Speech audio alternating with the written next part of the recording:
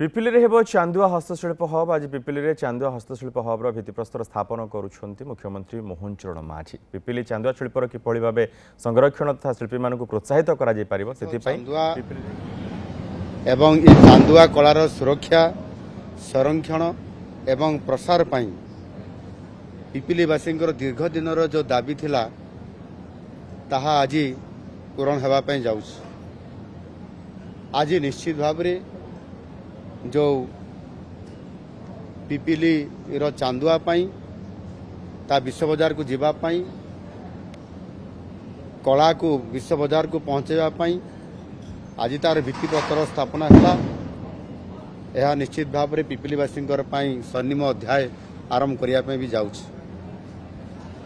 Chandua hub ये पिपिली रे hub एवं आमर समस्त पारंपरिक हस्तशिल्प को जातीय एवं अंतर्जातीय स्तर पर्यंत पहुंचाई निश्चित भाव में आज जो योजना जार भित्तिप्रस्तर रही निश्चित भाव विश्व दरबार को पहुंचाई पार।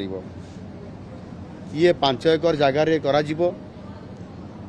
एवं जो आमर पिपिली तहसिल जो जगन्नाथपुर अच्छी से जगन्नाथपुर रे सेठी जमी अच्छी से जमी रे करा जिवो एवं 5 महला विशिष्ट एक भव्य गृह निर्माण करा जिवो एवं ता सहित यह क्राफ्ट कल्चर एवं टूरिज्म रो हब हिसाब रे ये सारा पिपिली रे सारा ओडिशा रे एवं सारा भारत वर्ष रे प्रसिद्ध लाभ करिवो सारा विश्व दरबार को वार्ता देवो।